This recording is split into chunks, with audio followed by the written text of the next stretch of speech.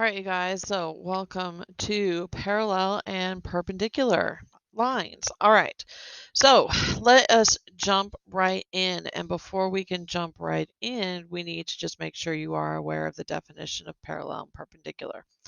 All right, so if you don't remember, parallel, that is when you have the same, okay, the same slope. So that means your value of m, which is in front of x, is the same. All right, perpendicular. Okay, that's when it is the opposite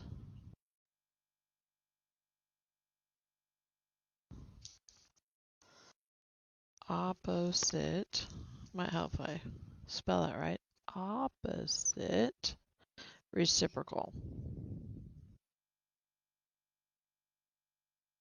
I'm having trouble spelling today. Opposite reciprocal. Okay, what do I mean by that? So let me give you an example. Okay, if m is 1/2, that means the perpendicular slope. Now watch how I'm going to write perpendicular. The perpendicular slope. So m slash or m sub with this upside down t. That upside down t is the symbol for perpendicular. Okay, and then two lines together is parallel. So this is my perpendicular. I need the opposite. So this is a positive number. So the opposite is a negative number. And I need the reciprocal. Well, the reciprocal of 1/2 is 2/1 or just 2, because I don't have to write 2/1.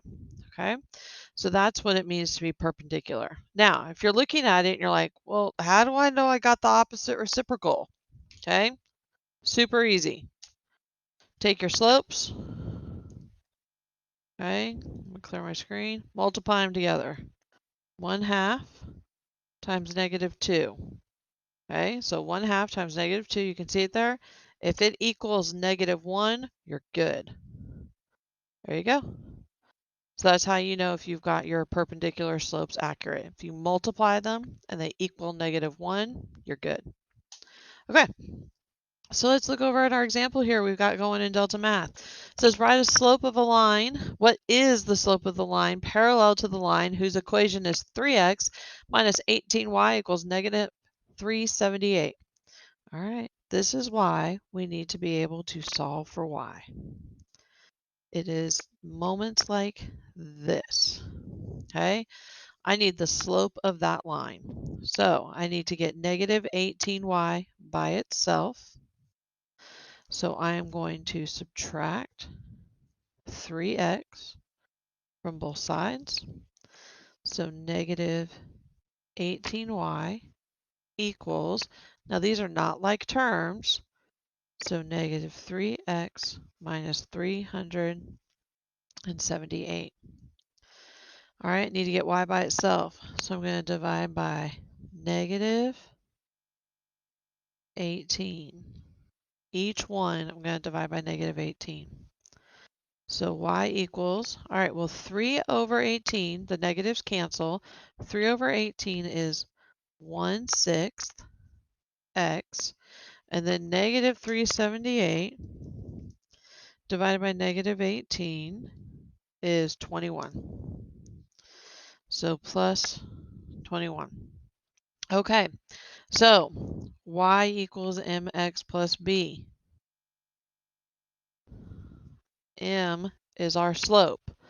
So if I look over here, the value or the coefficient of x is 1/6. So that is our slope that would be parallel.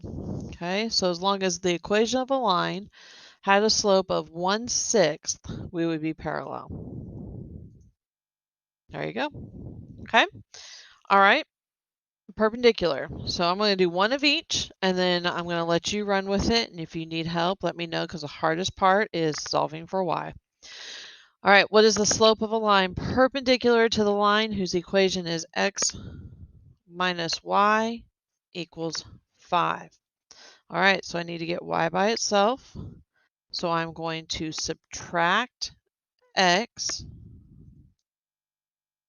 So negative y equals, these are not like terms, and I'm going to write x first. So negative x plus 5. All right, I'm going to divide by negative 1. I'm going to divide each part by negative 1. So y equals, well, this negative 1 over negative 1 is just 1. So this is 1x. And then 5 divided by negative 1 is negative 5. Okay, so my slope isn't all that exciting. Okay, so my slope is 1, which is really 1 over 1. So a perpendicular slope, okay, well, I make it opposite and I flip it over. Well, that's just negative 1. Okay, so not much is happening here, and that's okay. That can happen, okay? And really, we would hope that maybe our slopes would be like this. That's at least a little bit more exciting. But this can happen, and there's nothing wrong with that, okay? So I go over here, type in negative 1, submit, and there we go. Okay, all right, I'll be back with part 2 and part 3 in just a moment.